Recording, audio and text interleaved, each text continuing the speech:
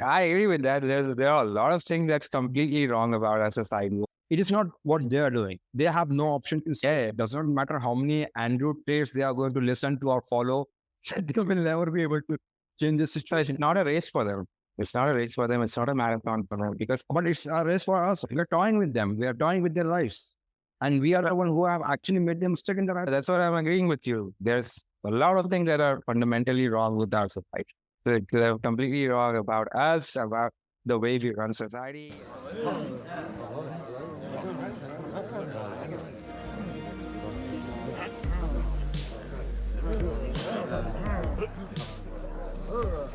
Welcome everyone to the Oops Chronicles. I'm Alaric. And I'm Miles. And today we are going to talk about rat race. So we are going to discuss about rat race, how it affects our day-to-day life, and what our personal opinions are about rat race. Personally, I believe there's no escaping the rat race. There is no what you think about it, and to listen about our opinion on it. So there's no escaping the rat race.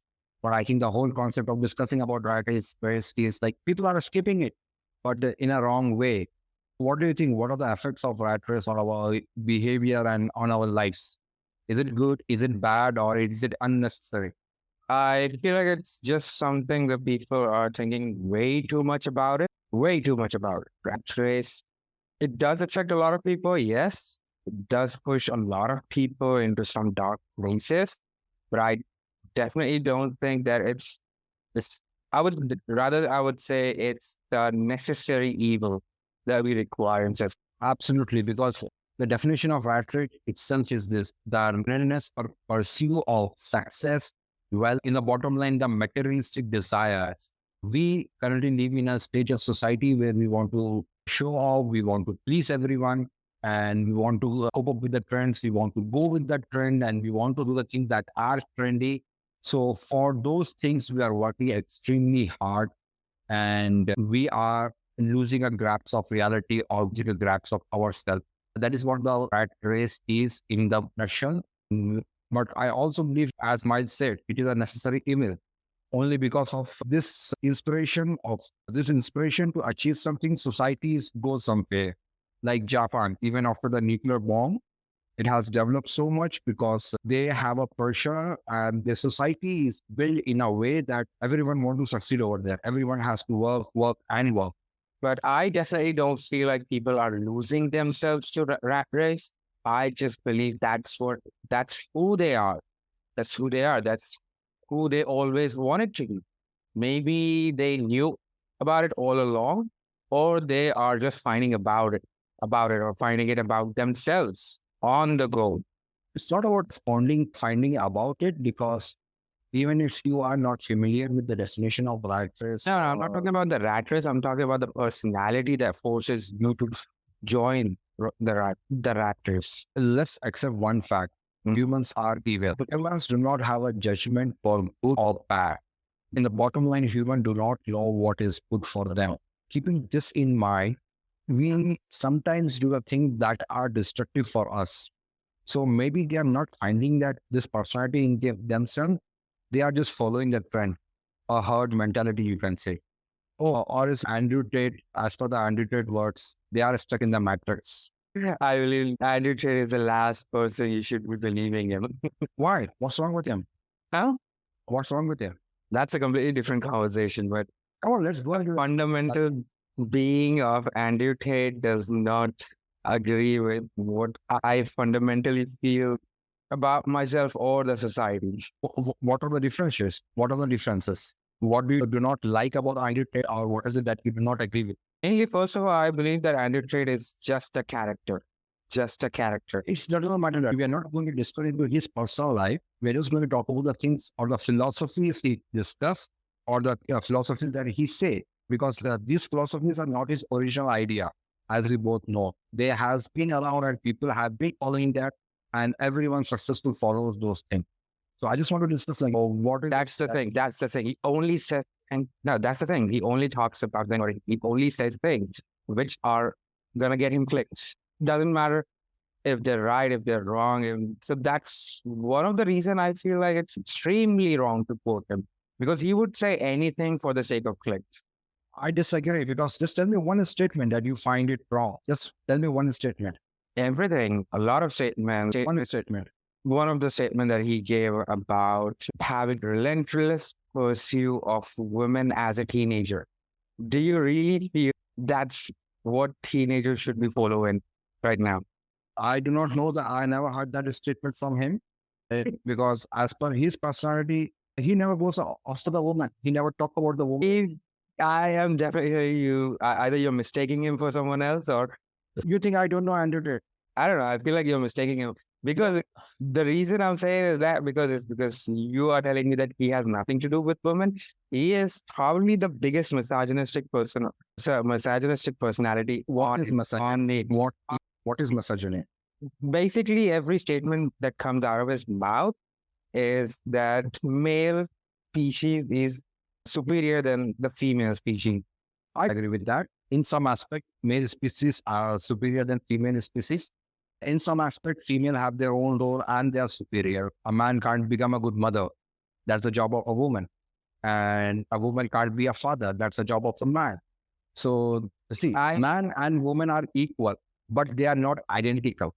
They might not identical, but roles are interchangeable. We are living in 21st century and the roles are easily interchangeable. And what happened with those interchangeable roles? Where the society is heading at the doom.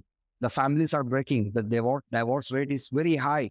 It has always been high. It has never been this high in the history of mankind. It has never been that a woman has a body count of 100 plus. It was never that. This is this modern society. This is this interchangeable roles that we talk about. Husband do not care about the wife do not care about the husband, and I don't understand why they are married. And that has nothing to do with having interchangeable roles. That's basically their personal feelings or their personalities getting amplified. Maybe because of social media, maybe because of different things, but I don't think comparing that with... I'll let you know what Andrew Tate thinks. His basic idea goes back to the root of hunter and gatherer. He believes that men are hunter. They are going to go out and hunt for the food. And when they come home, it's the job of the wife to cook the food. It's equally dividing the role. They are not identical, but they are different, but they have equal importance. And I totally agree with that. And when you're talking about Andrew Tate says that teenagers should pursue women, no, that is wrong. Andrew Tate's beliefs are we should pursue success and women will pursue us.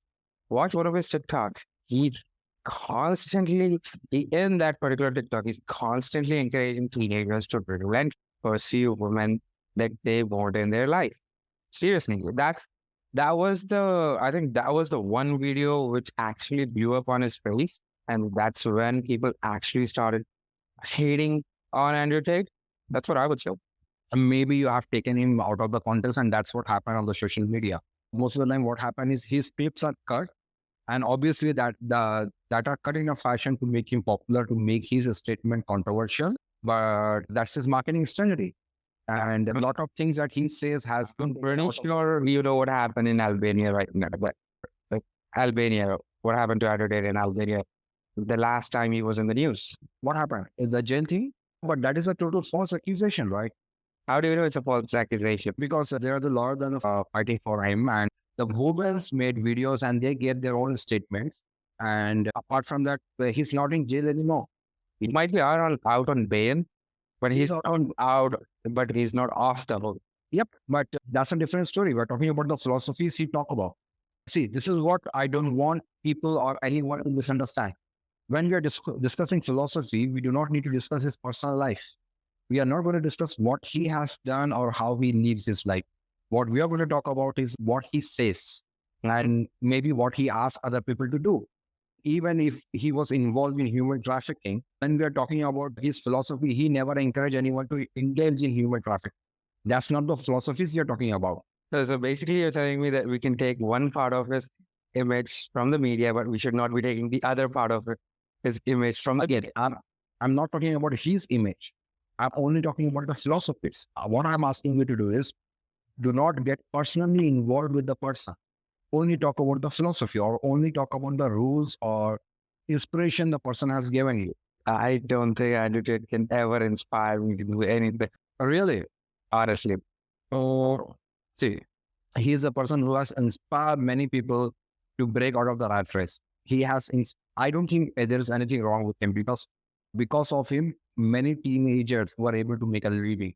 Following his shitty system, as a point of a business standard, I can say that his system is shitty, and whatever he's doing to make that MLM kind of a marketing and that whole is a biggest scam or shitty thing, but still people are making money, and that's what we needed. That's the interesting topic that we need to talk about today. How to break out of this race. And Andrew Tate is an excellent example for that. Agree to disagree on that. But again, coming back to the rat race, I definitely feel like there's no escaping the rat race. You might be in a different situation where you feel like you are doing something else rather than doing a regular job. But I still feel like in that situation as well, you might not be able to see that, but you're still in a rat race. You're always going to be in that rat race. It's not just about the job. It's not just about working hard. Let me just clear it out. A rat race, the term evolved from you have this rats, they are running this mouse wheel and they're just working hard and they are going nowhere. So when we does the same thing like working hard on a job or trying to make the ends meet and living paycheck to paycheck, that's what basically called a rat race. And when you are happy, when you are content with your life, you have already escaped from the rat race. So that's the point. That's the reason I'm saying that you are never going to escape the rat race. It's not just about being or living from paycheck to paycheck. That's when you're in the rat race. Even if you are Elon Musk right now, the richest person in the world, I really don't think he's in a place where he's completely content about himself. He's completely happy about himself. He still wants to achieve a lot of things. He's working extremely hard to achieve those things. It's just he's not doing it for paycheck, but he is still doing those things. He's never content. He's never going to be content about himself. He's never going to be happy about himself because he still wants to achieve that. It might be colonizing Mars. It might be mining other planets or something. So but still, he's always going to be in his mind is always going to be filled with huge storms and tornadoes.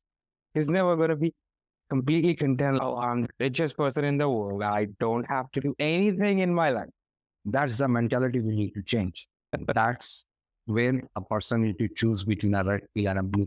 So let's get back to the Elon Musk a while later, and let's talk about the contentment in life. Imagine this scenario.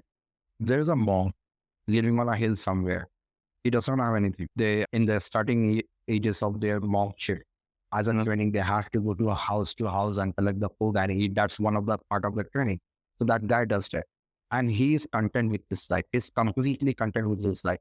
He does not care what happened and he does not care what he gets because he does not have any materialistic attachments. So don't you think he's content and he has escaped the rat race? No. Why not? So he might be not attached to materialistic thing, but he is attached to something much more superior than materialistic thing. Enlightenment. He is after enlightenment and he's never going to be content because he will always feel like if I start doing this, I might achieve enlightenment. And he does that and the next thing comes up, he won't feel that enlightenment or he thinks I can do better. And then he will start focusing on that.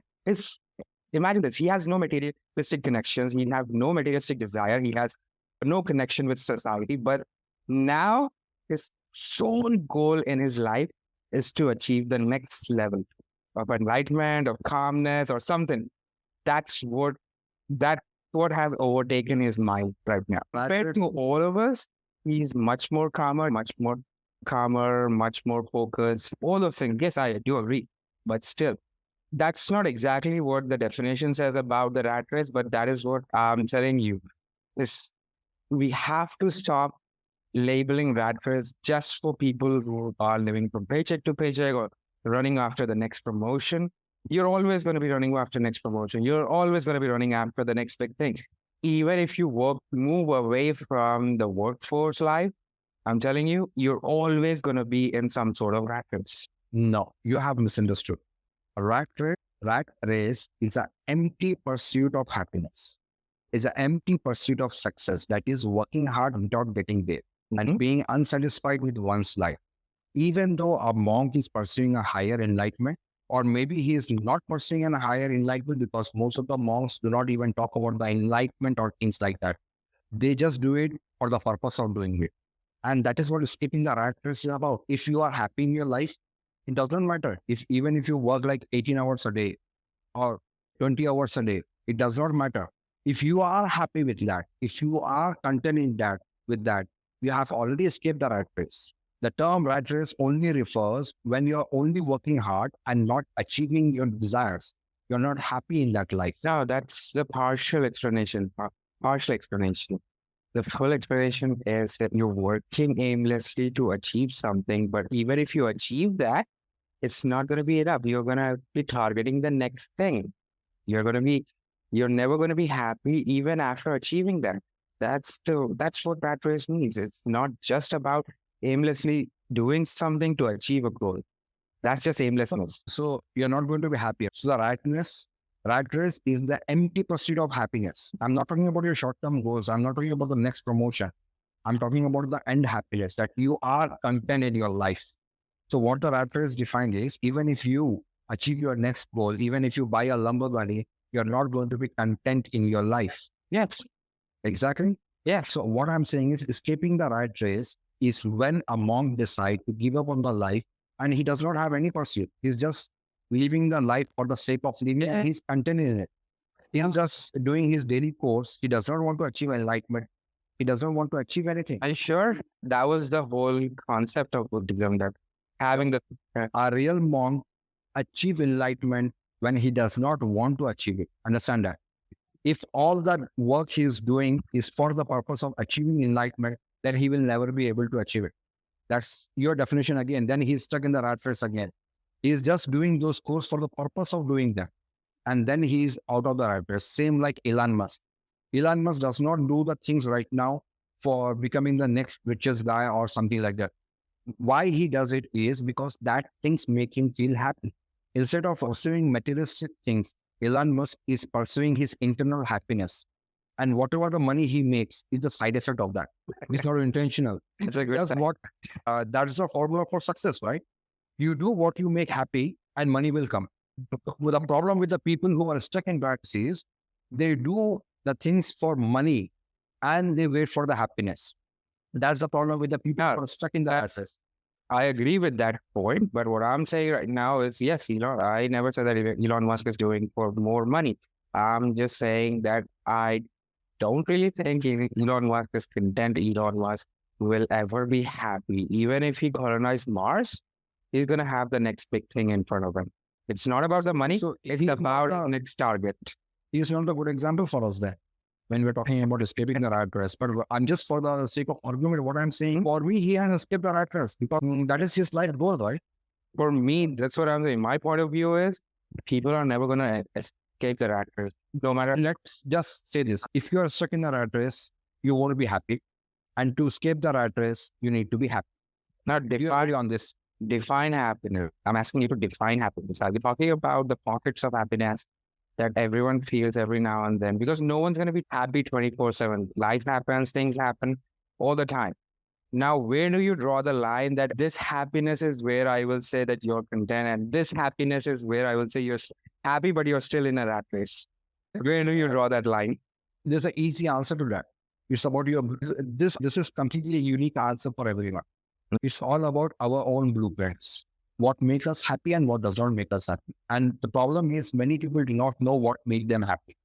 If you take the example of ourselves, right now we must be happy about something. We must be happy about our job, or we must be happy about our financial statement, or we must be happy about our kids, or we must be happy about our relationship with our spouses, or we must be happy about our relationship with our mother, anything like that. There must be one aspect in your life that you must be content with that. If you can think about one aspect in your life that you are content with that is because that aspect is matching your life's blueprint. Everyone have an idea in their head, like how the life should be lived or what is their blueprint for life. Suppose if there's a obese person, that person does not want to get a 6-pack abs or something like that. That person will be just happy by losing 40 pounds. So his whole blueprint was losing 40 pounds. That was his expectation from his life. And if his real life matches his blueprint, then he's happy about it. But on the other hand, you can, let's just complete that. So on the other hand, you can look at an athlete who will not be happy even with a 5% body to fat ratio. They want to head for the 2% because that's their blueprint. So if you want to escape the rat race, the only thing you want to do is you want to have a right blueprint, and you should see to it that your life is going according to your blueprint. That is what my definition of happiness is.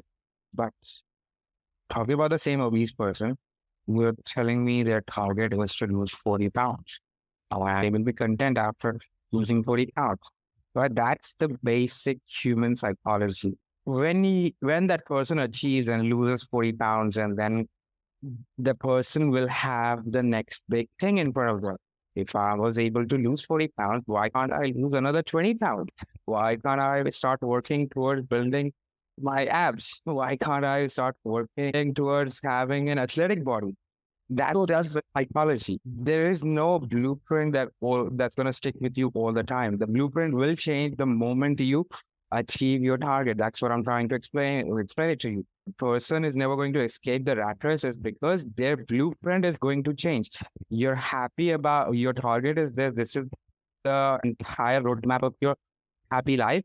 Once you're traveling on that road, you will immediately start thinking about your next big thing, where you want to go from there. Let's just say you are an obese person. Your blueprint is you're going to lose X amount of pounds in X days. And then you're going to lose X amount of pounds in next X days. And you're going to get to an athletic body. You're going to get to a 2% body to fat ratio. That is fine. As long as you're following that blueprint, you are happy. You are happy following that. My initial target or blueprint was never 2%. It was just losing 40 pounds. And then it became another 20 pounds. And then it became 6-pack abs. And then it became 5% body fat. And then it became 2%. That's what I'm trying to explain it to you. That's completely, as long as your blueprint is always going to change, your target is always going to change. Are you more happy while playing a video game, or are you more happy when you finish it? Obviously you're happy when you finish it, but again, that happiness does not last long. Then you will. No, actually, you're actually happy and you're enjoying more when you're playing the game. So in definition, in the rat race, pursuing your goal, that is when you're the most happy. Yes, but that's not in the rat race unless it is an empty pursuit. The rat race is the pursuit of success. The rat race is a pursuit of money. It's never a pursuit of happiness. The whole concept of rat race is this: the person mistakes money or success for the happiness. And that person puts the next goal as, I'm going to get $100,000. Then I'm going to get a $1 million. That will make me happy. Then I'm going to get a $10 million. That will make me happy. And he's never content with the life. So that's the bloody rat race. When they are having an empty pursuit of materialistic things for the sake of happiness. What I'm saying is, a person will escape the rat race when he replaces the target to be the happiness itself. You should not pursue to make X amount of money. You should only think about what will make you happy. Like right now, sitting here just talking with you makes me happy. I do not care about the materialistic outcome of this process. I do not have any goals with this conversation. I do not want to achieve any materialistic desires with this. All I'm doing right now is sitting here and having a discussion with you, and that's what makes me happy. And if this discussion ever bring me any materialistic rewards, that's one of the side effects. So this is escaping the rat race. I do not claim to have escaped the rat race yet, but I will definitely say I'm on that path. Again, that's what my personal point of view is, that even if you replace money or materialistic thing with something else, you are still in some sort of rat race. You're always going to be in that rat race. That might not be the exact definition or societal definition of the rat race. My personal view is that you are always going to be in the rat race. So enjoy what you have right now. Don't think about that you're stuck in a rat race, or else that you're just running after the promotion, running after your happiness, running after your goals, running after your promotion or anything. Just try to enjoy what you have right now. You are So always we good. are agreeing with each other. That's what I'm saying. If you just stop doing that and enjoy whatever you're living with right now, and if you're already feeling content, you have already skipped the rat race. Now comes to the materialistic part that you're living paycheck to paycheck and you're not able to achieve your goals. That's the whole different topic, and we will talk about that shortly. So we are actually agreeing with each other. That's what I'm saying. Instead of pursuing for the money or instead of pursuing for the success, you should be content and happy with whatever you're doing. Now, there's another problem with this. That not exactly not what I'm saying 100%. I'm just saying is stop labeling it. Even if you're pursuing after money, something completely materialistic, stop labeling it and calling it a rat race, and just be happy that you're running after the money that you want. If that's what's gonna make you happy, then just be happy about it, that you are running after it. And That's the bottom line, right? There is no real rat race. It's just the labels in our head. The only difference is if you're pursuing money, whatever you're doing, does it makes you happy? Does it makes you feel happy? why not? No, no. If it makes you feel happy, then you're not in the rat race. The only difference is that if going to the waking up in the early morning, dressing up and going to the office and working over there and coming back home, if that's make you happy, you're no longer in the rat race. But if you're doing the same thing and you're unhappy about that, you're unsatisfied with your life, then you are stuck in the rat race. That's the only difference. The difference is only in your head. Exactly. That's one thing. Yes, definitely. That it's only in your head. Stop labeling it. Stop labeling it. You're not always going to be happy. Five out of, sorry, 4 out of 5 days, you will be extremely happy to get up, get ready, go to the office because you're going to talk to a lot of your friends. You're going to do something that is meaningful to you. 4 out of 5 days or 2 out of 5 days. That's 2 out of 5 days. You will feel I'm doing something important. And then everyone will have those 3 days where you feel like whatever I'm doing is worthless. Why am I going to the office? Everyone has those days. There's no such thing as you're gonna be completely happy every single day of your life. Disagree with the statement that everyone is going to have those 3 days. I can guarantee in my whole life, whatever I have worked on, there has not been a single day where I've thought, why am I doing this? Because the only difference is I only do the things that I'm passionate about. I have never taken up a job for the purpose of money. I have never done anything that I do not want to do it.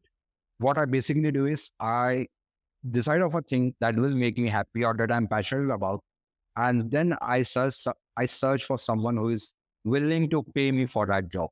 But again, even if they're willing to pay you for that job, 100% of the time you are completely happy with that. There was no such day where you felt like this is exhausting or this is too hard or this is too. Everyone has those days. It's impossible if you tell me that you never. No, I never had those. I never had those. It's just like playing a video game for me. No, it's just entertaining for me. Even that exhaustion is entertaining for me. There are some games which are incredibly hard to play, and players enjoy playing them. That is the reason they play that game, because it is incredibly hard to do it. And that is why I choose or do the tasks which are challenging for me, and I enjoy solving those problems. So it has never been like exhausting or I never thought I should stop doing this. I got stressed multiple times in my life. I got exhausted, but it was satisfying at the end. Not at the end. I'm talking about in the moment. Even in the moment, it was satisfying because every time I can just look back in my head and the most stressful moments, I remember saying to myself, like, God, I love my job. I just love this. I love the challenge, whatever I'm doing right now. I love the challenge of it because I like to do challenging tasks. And I'm not just saying I'm a unique case in this. Everyone, as far as I can say, everyone loves solving problems or, doing challenging things. The only thing is they should be doing it in what they're passionate about. Now, not everyone loves doing challenging things. There are some people like they just want to have a job, like a security guard or something. They just want to. Security guard, you don't think security guard is a challenging job? No, It is a challenging. no, they're not cops. Let us know in the comments below. Do you really think that, or are you the kind of person who thinks that they never had a day or never had a bad day at their workplace or at something? Or are you the kind of person who agrees with me that You should be enjoying what you're doing right now because you're doing it because you love it. Some days are going to be extremely good. Some days are going to be somewhat struggling or frustrating or exhausting. The main problem why people struggle and why people might have this 3 days in a week where they regret doing what they are doing is because they don't have a clear goal in their life. Most of the people, I can say, one of my very close friend told me once, all the statistics, he said 90% of the statistics are made up on the spot. So I can say 95% people have no clue what their purpose in life is. Most of the people, they are stuck in the rat race from the moment they are born. You get to the age of 2, you're shoved into a bus and you're sent into a training camp where you're not given a labor task exactly, but you're treated as such. Like a student, you're completely identical and equal with everyone else. And you are given the training of how to do a job. And you are trained to be a worker. And from there, you move to the college. And from the college, you go to a job. And once you have a job, you are pressured to get married and have children, maybe. And that's what the rat race from the beginning. Again, that is pretty standard life for a lot of people. They don't think about it as a rat race. They don't think about it as they're getting pressurized into doing so, or they don't think about it. They just have to follow it because everyone else is doing it. They're doing it because it's what normalization is for them. So again, if you are a kind of a person that you see a Ferrari on a road or you see a Lamborghini on a road and your heart or your mind does not say, gosh, I wish I had that, then you are made for the rat race and you are not in the rat race exactly. You are doing what you are happy with. You are happy in your life. But if you ever got that thought, gosh, I wish I had that car, then you're in the wrong place. Then you are stuck in a rat race and you deserve something more. That's all I say about the contentment and happiness of life. I'm not a car person, so whenever I see any luxury car or something, my heart does not say anything because I'm content with whatever I will have in case when it comes to the traveling part. You never saw a bike, you never saw a car and thought, I wish I had that. No, it's not. It's not about never. I had studies in my life in a very young age. I used to dream about a certain car or something. But once I had it, I realized it's not worth it. Does not matter to me. And only then I reached the stage of contentment. To understand this mentality, obviously no one is born with this mentality. You obviously need to learn. You're going to get to your first job and when you're going to get your first paycheck, you're going to going to try to impress the society. You're going to want to have the luxury phone, a luxury car, a luxury machine or whatever it is. But once you achieve those things, some people understand at their first purchase that this does not make me happy. And some people never understand that. When I did my first biggest purchase, that was the moment I understand that buying materialistic things does not make me happy. What makes me happy is having experiences. So if I have $100,000 right now and I had a choice between buying a luxury car or going on a luxury trip or a normal trip, I would always choose going on a trip because that experience will make me happy. And that experience for me is more than the experience of driving a luxury car. So it's all about whatever makes you happy. But if you do not have any of these wishes and you are completely content being a security guard or working at a McDonald's, then it's totally fine for you. And I feel like we are talking about two different things. Even though we're talking about the same thing, I feel like we're talking about two different things. Right? Mm-hmm. And I definitely feel like people, no matter how content they are, there's always something that, elude them. Or at some point in their life, they'll be like, even after trying out millions of different cars, they might still have something. They might not have it right now, but they might come across something that again will push them back into that mindset where they want to have it. Maybe not now, maybe tomorrow. I don't think so. It's not about having it, it's about feeling happy. If you're content, you will feel happy without it. Or it's the same thing. Having it, why do you want to have it? Because you want to have it because it will make you feel good. That's what you're thinking. That's what you will start thinking when you have that goal. You might not have it right now, but sooner or later you will have that goal. One day you will have that goal. Maybe you're not thinking about it right now, but you might already have it right now, but you're not thinking about it right now. But escaping the rat race does not mean not having higher goals, not having a desire to buy something luxury, skipping the rat race just mean that our desire to buy something more luxury, but you are happy on the way you do it. You are happy by on the way there. You are happy. You are enjoying the journey. So let's stop defining the rat race now and just talk about some sort of a ways where people have tried to escape this rat race and how people are escaping this rat race. Can you think of something? Again, as I said, my personal opinion is that you're never going to escape it. So I don't think I can give you an exact answer or explanation or example how you can escape, because you're always going to be stuck in some rat race. That is what my personal view is. Again, yes, the definition says about materialistic thing, but my personal view is like much more broader than materialistic thing. You will always be after something, and you will always be relentlessly chasing after it. So whether it might be money, whether it might be a goal, whether it might be a vacation, whether it might be luxury car for some people, whether it might be just an amount of free time with their family, but they will still be chasing after that.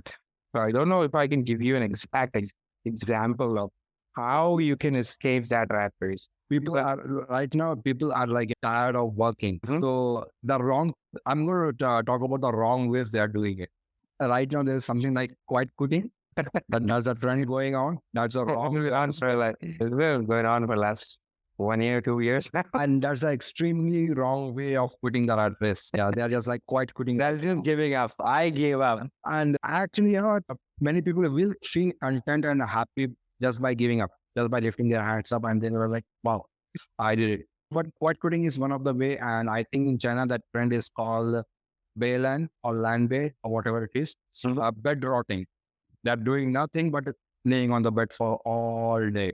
So this is what a few of the examples of the people who are they're tired of this rat race and they're trying to quit it completely. On the other hand, people have already quit it. For the best example is Andrew Tate, I mean, by hook or now. I think some of his methods, I will not agree with him. Some of his, let's forget about his personality, his personal life, and everything. But I don't feel like Andrew Tate has quit the rat race. He is, like I said, everything that comes out of his mouth is for the sake of clicks. The reason he wants those clicks. So he got those clicks, he made money, and he has kept the rat race. What's wrong with that? You should respect him for that. You should respect him for that. Coming back to the societal definition of rat race, that you will always be chasing after more money.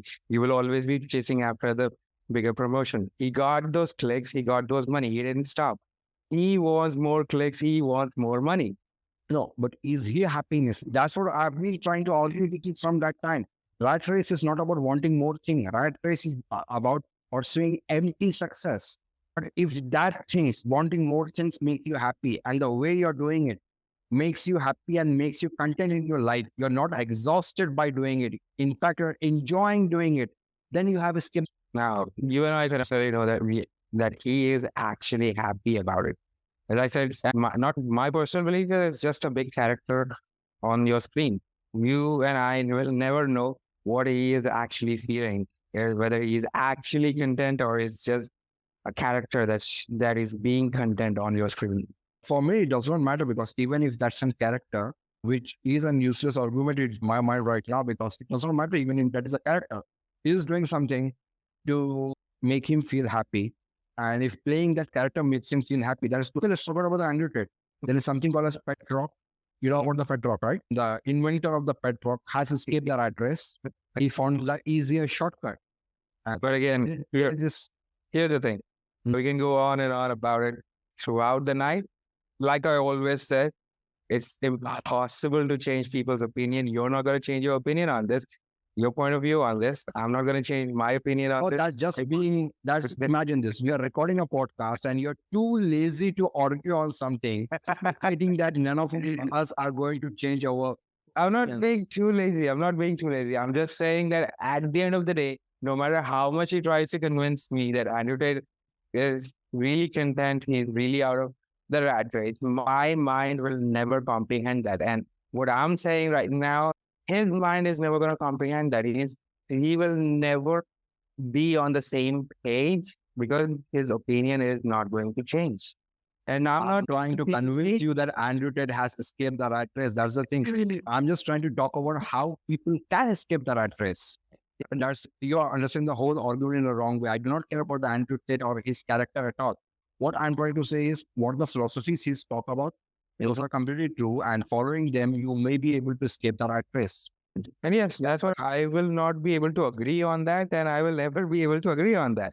Even if you're talking about just his philosophy, I will not be able to agree on that because my opinion about him is not going to change unless something really significant happens between me and whatever I'm watching about Andy Trade. That's gonna completely rewrite my or rewire my brain. We do not need to agree with Andrew Tate on this. All we need to agree is all of us need to escape this rat race. That's all. That's the only thing you need to agree on. And the only thing that What I can basically suggest is that stop labeling it. That's you. Stop labeling it, calling it a rat race. Be happy what you have right now.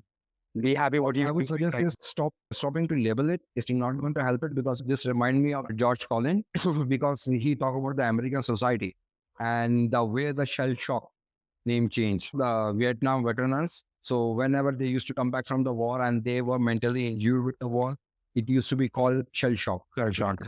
So they changed the label and they name it PTSD, post trauma stress disorder, because it sounds a little better than shell shock.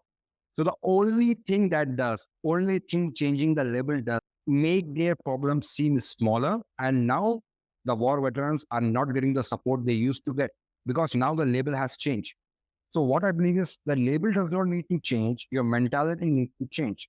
You need to change your actions. If you are in a job where you are not happy, or if you're not enjoying that job and you're not passionate about it, change your goddamn job. Do something that will make you happy. That's the general advice. That's the general advice that anyone should be following, anyone should be giving to anyone. Or if you're actually not happy about the job, then why the hell are you actually doing it? Why the hell are you stuck in that? Well, everyone does that. Everyone, like, I can again made up statistics. 95% of the people are in a job where they're not happy. I might have to disagree on that because that's where my personal perspective. Are you having to disagree on my made up statistics or what? Everyone is doing that because you're telling me that everyone is doing that. Everyone's stuck in a job where they're not happy. Again, being in that profession of hiring people for the jobs and making sure that we retain employees. A lot of people are not that miserable. Honestly, a lot of people are not that miserable. And I feel like that comes a lot from what we watch on TV or on social media that's making people feel miserable because I interact with so many people on day to day. I talk about their grievances, their personal grievances, their work grievances that they have. And really, honestly, not many people are so miserable about their job. And people who are genuinely miserable about their job are looking for a way to escape and they're looking for a way to move away as soon as possible. That's what I've been personally noticed in last 11 years, that people will just move on to something else. If the workplace environment is not making them happy, no matter how good it is or no matter how bad it is, they usually move on quick. I feel like it's something that the media, the movies, the TV shows, the social media is glorifying, exaggerating, that so many people are. I'm not saying it's entirely true that everyone moves on. Some people stay. Some people stay because they are afraid that they are not going to get a better position. They're not going to get a better company, or they might end up in something even worse. Some people get stuck. But most people, I would say 98 out of 100 people move on quick. That's what I've noticed. That's what I've done. I think, you know what, the way your day job is, you only interact with the upper class of the world. I interact from the most basic position or basic labors. Because I cannot imagine a child. I cannot imagine a child when a teacher asks, what do you want to do when you grow up? And he stood up and said, I want to be in customer service. Yes, but it's circumstantial. It's circumstantial. Yes, everyone says astronaut, pilot, police officer, army, and they're kids. Okay, astronaut, pilot is astronaut is not a way to practical for every. But No, giving an accurate example, what I wanted to say is, no one want to work as a customer service, and maybe 5 guys out of 100 because there was a period in my life that I was happy working in a customer service. I really enjoyed that job, but that was a period. That's not my whole life goal. And what did you do after that? After you stopped enjoying it, you moved, and that's what most people do. That's what I'm telling you. Most people do that. That's what I'm telling you. The way people think that almost everyone is miserable in their life and at their workplace or blah blah blah. I think that's just an exaggeration of media. People move on when they're not happy about the position, about the industry they're working in, about in the type of position they have, the type of work they do. If they don't like it, they switch careers. Honestly, they switch career. But I talk to a lot of people who work in the labor industry, like material handlers, freight workers, and a lot of people are very happy about it because they feel like they're very good at material handling. They feel like they're very good at freight handling. People who are they think that they're very good at merchandising. I spoke to a lady, I think it was like 5 years ago. She took pride in being a merchandiser, how she can classify clothing in a store. She was going on and on about it for 10 to 15 minutes, how much she feel like she's good at merchandising. I'm telling you, not a lot of, If she is able to like enjoy her job, give time for her personal growth, and give time to the things that she value. Most of the time, it is argued that people who are stuck in the rat race are not able to give time to their family. But that isn't true. If you do not enjoy giving time to your family, you don't have to do that. Bottom line is, if you are content in your life, if that lady is happy being in that job and she is happy with every aspect or most of aspects of her life, then she is not stuck anywhere. She's doing what place where I have actually noticed people who I feel like were actually their mindset is stuck in the rat race is C-level executive. People who reach C-level executive, I feel like they are the ones who are most miserable rather than a person who's working in a call center position. Because a lot of time when I hire people for call center, they are happy about it. They are happy to do the job. They might be not one or two things, but 90% of that stuff they're pretty happy about. But when I talk to a C-level executive, whether it's a CTO, COO, or something, those are the people I feel like after reaching the amount of success, they still looking for their nirvana. See, the thing is, if you give me everything, like I have everything, I don't have to go, I do not have to work, and I can just smoke, drink, and enjoy my life at the beach, and I have nothing, no stress and nothing at all, I will not be happy. Most certainly, my personality is that I want to work. I want to be under the stress. When I want to work in an environment where when I come home, I should be totally exhausted. That amount of stress and pressure I want to feel every day. That is what I enjoy, and that is what actually make me feel happy. So it's entirely different for the person to person. And when we're talking about the people who are CEO and people who are at the really higher level, I believe they share a similar mindset. They must be a psychopath or they must be sociopath, and that is why they are able to achieve that. Every C-level executive, every C-level executive. You and I have not spoken with every C-level executive. We can say most of them. Most of them are that, because I can totally guarantee at this stage, again, made up of statistics, 99% people who succeed must be psychopath or sociopath. Yeah. So again, that's the whole reason that I say I think you should just stop labeling it. I think especially rather than labeling it, let's just say that instead of using the term stop labeling it, let's just say change your mindset. It's a different thing. It's a different thing. Labeling is like, you are drinking Pepsi and you're putting the label of Coke. No, labeling it means is that you're stuck in the situation and you think you're just calling it. It's a rat race. There's nothing I can do about it. That's when you're actually stuck in the rat race. Stop labeling it. Stop calling it a rat race that you're stuck in this situation and just move on. That's it. That's the whole reason. Just change your mindset, design a new blueprint and follow it and be happy. Instead of doing whatever you're doing and just stop thinking it's a rat race, you have to actually change the content of the I'm not saying continue doing what you hate. I'm not saying continue doing what you hate. So stop labeling it and see if you start feeling better about your work or better about whatever you're exhausted or you feel exhausted about it. After you stop labeling, then if you're still not happy with it or if you're still feeling having those same feeling, move on. Simple. Move on. I will say, change your mindset, create a new blueprint, and follow that blueprint. Because following blueprints will make you happy. That's subjective to you. That this is not objective to me. This is the key of success. All the successful people, even if you look at the data and the statistics on the surveys, they always answer the same thing. All the successful people have a lot of things in common with them. They always had their blueprints and they followed it. And some people like Elon Musk, they don't have a blueprint. They just do whatever their heart desire. Elon Musk is not the right example because there are other tens of thousands of people like him who was not lucky enough to succeed. Exactly. Again, coming back to that, like I always said, basically you can say my favorite word. It's all subjective. For you, he might not be the right example. For many, he is exactly the right answer, what they want to be. Again, it's all subjective. I'm not saying that the entire personality of Elon Musk is not the right example. To escape the rat race, one of the things you need is for you. No, it's for you. One thing he does right is he thinks outside the box. That is what we need to do to escape the rat race. And right now we have been used to this term about thinking outside the box. It is so much common right now that we are still thinking inside the box. And this is not a joke, seriously. And most of the people who use this term and say this, they themselves have never done anything innovative.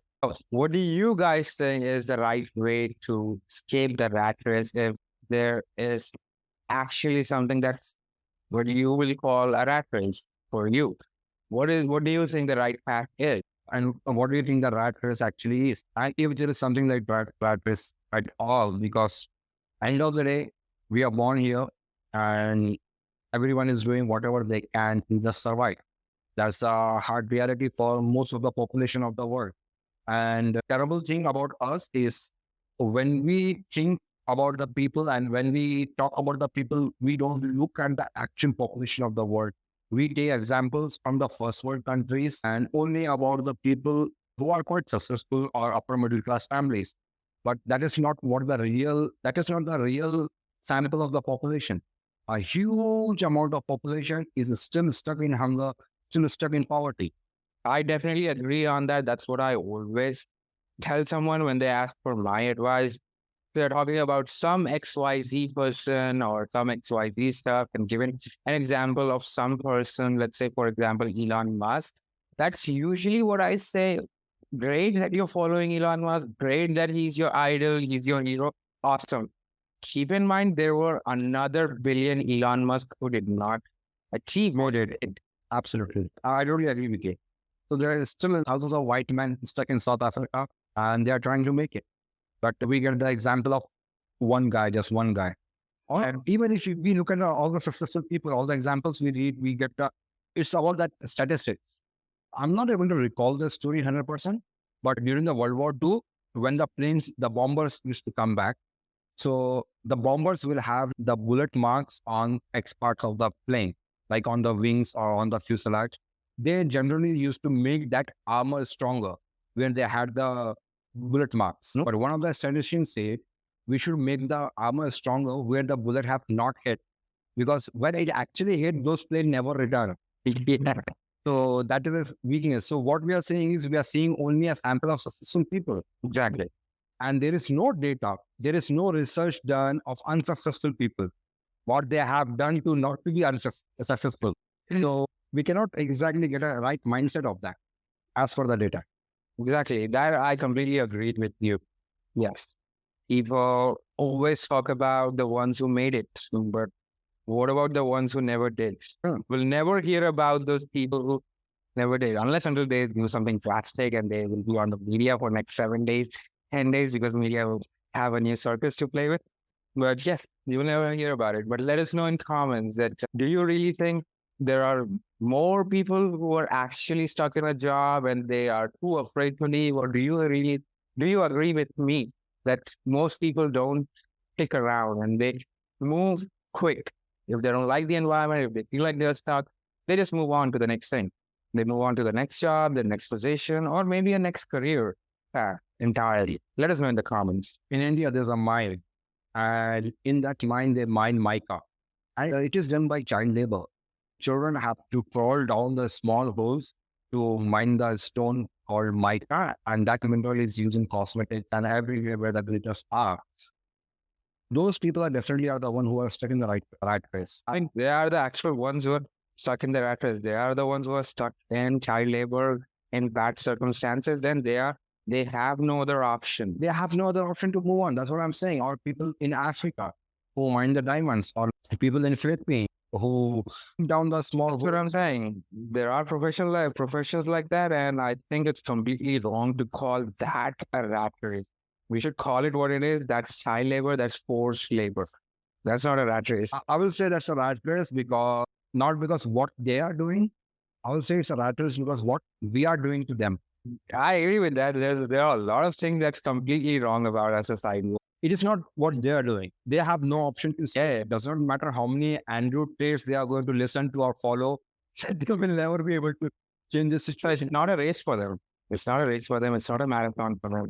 But it's a race for us. We are toying with them. We are toying with their lives. And we are the one who have actually made them stuck in the right. That's what I'm agreeing with you. There's a lot of things that are fundamentally wrong with our society. They're completely wrong about us, about the way we run society. But again, not a lot of people know about it. You and I know about this story. Do you guys know about this story? Do you guys know how it is made? Most people don't even know where diamonds come from. I'm surprised by that. Honestly, most people don't even know where diamonds come from. A lot of people in my friend circle, a lot of people who are close to me, when I tell them that Russia has, and when I said that Russia has mines, warehouses, godowns filled with diamonds, and they're like, they think I'm crazy. Not just Russia, even Europe has that. A lot of countries, but Russia has the biggest one. Yes, Russia has the biggest storage. There is only 2 or 3 corporations that control the whole diamond supply. Exactly. And when I told them that there are only these corporations who are actually manipulating the market, they thought I was the one who's crazy. In reality, diamonds are actually worthless. It's just carbon. They have an industrial application of that, but that diamond trend started with this wedding ring thing in the... Exactly. I think in 1910 or 1920s. What about the Indians valuing the diamond much way before that? Everyone valued diamond, but it was generalized in 1910s or 1920s in America for engagement rings. But everyone always valued diamonds. Everyone always valued all sorts of shiny gems. All sorts of... I think it was because at the olden ages, diamonds were actually valuable because they did not have the technology to mine it so much. And they could only get what is available on the... This is just what I'm thinking. I do not know the facts. They could only get what is available on the surface. And once in a blue moon, you get a shiny gem and that was valuable. But I could never think that diamond was more valuable than gold, silver, or copper. Could be, you might be right. But I've seen people used to mine for ores, for different materials, whether it might be gold, iron, or anything. But they're mining for these metal ores. Probably they might have been mining for diamonds as well. I don't think like 1,000 years back, there were that much of big mines. Most of the mining used to happen on the surface itself. Like the deeper we have got now, it was never that. No, it was not that deeper. It was not that deep. Definitely not that deep. But there's a possibility that just like other minerals were at the upper layer of our surface, I feel like maybe diamonds were as well at the upper layer of the surface, and we just keep mining and mining and mining. And now that we are so deep. And again, I can be completely wrong. And yes, diamonds were really hard to mine. Maybe they were really hard to mine back in those days. Gold and iron might have been really... I could be wrong. Because imagine this. You could easily get the gold from the rivers, and the same about the silver and iron. You could easily get from the surface, iron and copper. Do you think they knew that you can find gold in rivers back then? That's what the mining process was. Panning, sand panning, or panning for gold. They still do it. They still do it now. I'm saying 2,000 years ago. Did they know that you could collect gold from rivers? Did they had an idea 2,000 years ago? I think definitely. We need to look this up. And Isaac Newton. Isaac Newton, dark side. Isaac Newton was like 400 years ago. I just that gold reminded me of the Isaac Newton because he was the one who is our philosopher's stone. That is what it's called. I don't recall that. No, there's a stone that can turn anything into gold, any metal into gold. That's the greatest myth of old alchemy. I know about philosopher's stone or sorcerer's stone. Yes, they are both are the same thing. Oh, I you don't know story don't know about the dark side of Isaac Newton? no. So we are not going to talk that now. I want you to watch the documentary. He was not just a physicist. He was an alchemist. He has a books filled with his own alchemy experiments. And he was Trying to find the sorcerer or philosopher's stone. and there's a lot of research done by him. And as with everyone who is after the free energy, he was always one step closer to the sorcerer or the philosopher's stone, whatever it is. That's the dark side of Isaac.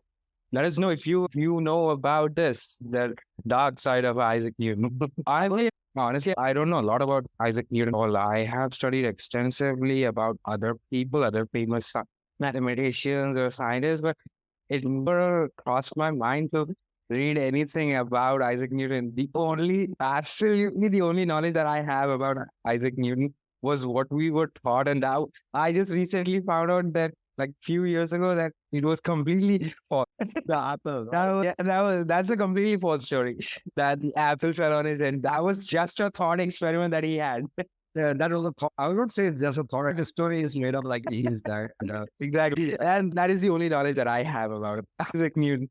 See, I would say Isaac Newton is the father of science, the father of physics, because when he came up with this gravity and all these discoveries, there was nothing to build on. I mean, just look at it. His base research was he was also working on alchemy. He started his research with alchemy, and the physics side is something he stumbled upon. And he thought of taking a break from alchemy, and just to relax his mind, he started to work on physics. Again, why not? He should be called the father of physics. I mean, he is, but Even if he stumbled upon it, okay, even if he stumbled upon it. Now, let's imagine we all don't know about a particular field of study. Imagine that. Have a thought experiment of your own. There's a technology out there, there's a field of study out there that we know nothing about. No one even thought about it. No one even had a dream about it. So you're doing whatever you do. You just want to take a break from it. You stumble upon that technology and, oh, it revolutionized the world with a new field of study. Wouldn't you be called the father of that technology? Why not? he deserves it. He's a great man. That's why I respect him, because just think about this. And this reminds me of that very joke. There are a couple of people who believe before Isaac Newton invented gravity did not exist. That is the latest trend on TikTok and Instagram and everywhere. People are cursing Isaac Newton for inventing gravity. Everyone like, we could have been flying if not for Isaac Newton. He discovered it, of course. And another thing is, like, the curiosity of his brain. People have known for centuries that things fall, but no one ever thought about why and how fast.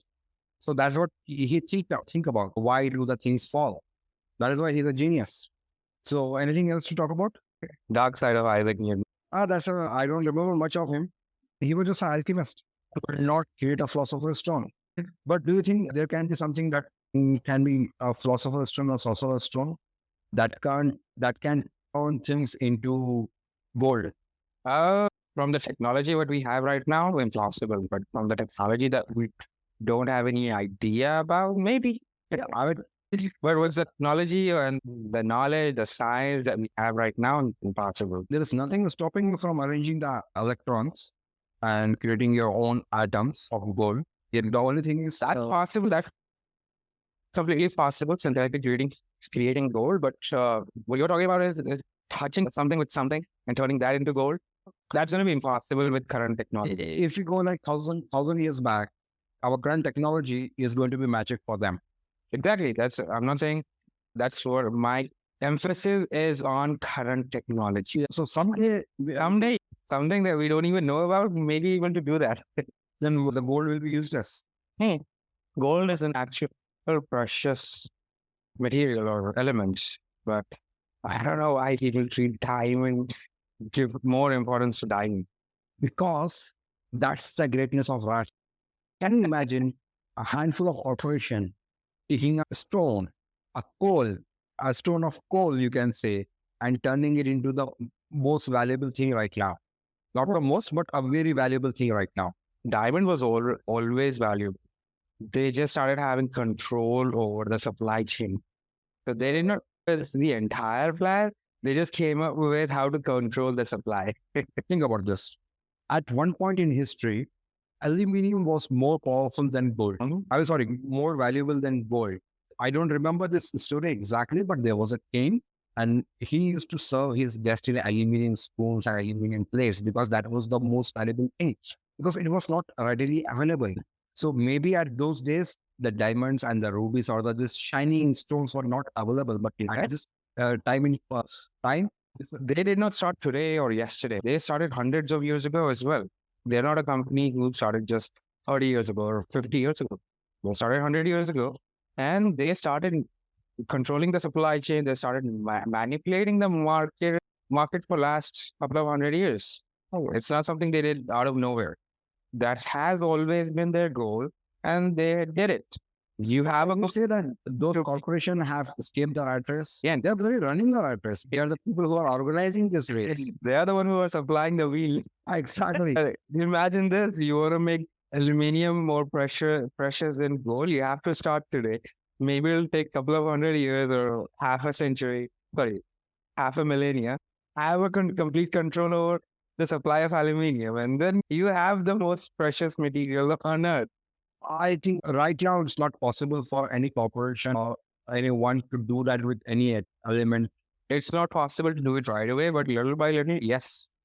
There are many laws preventing it. Maybe.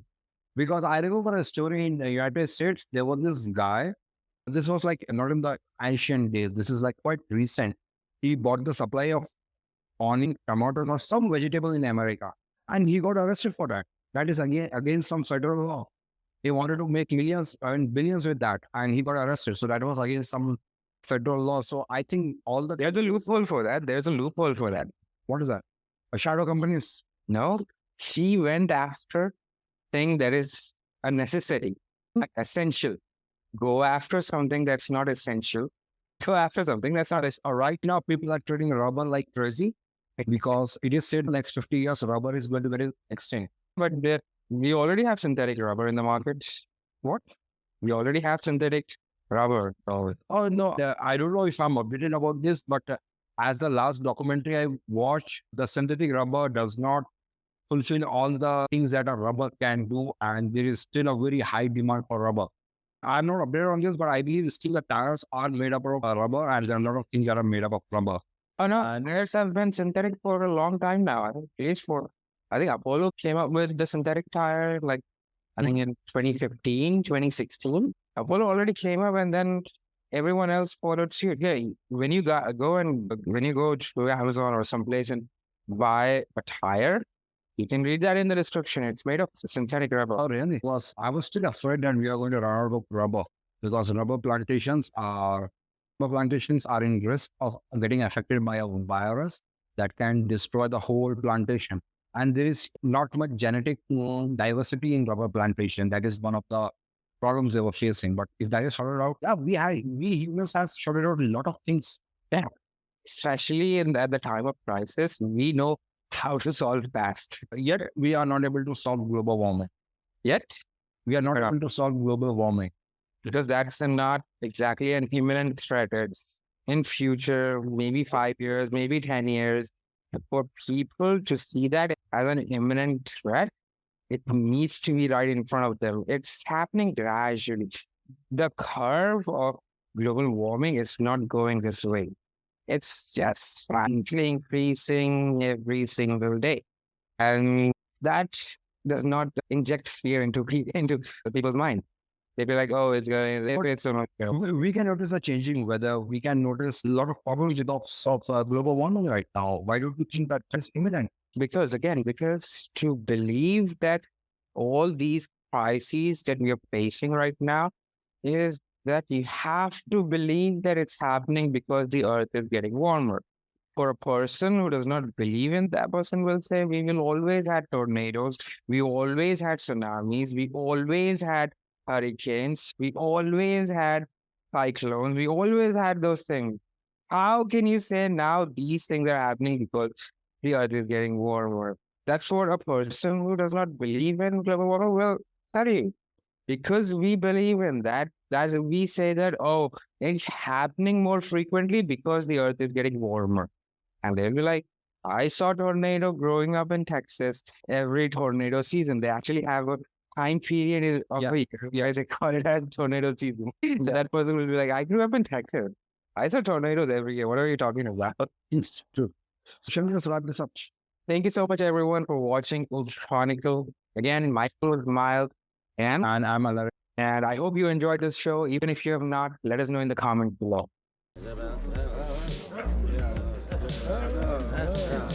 Yeah.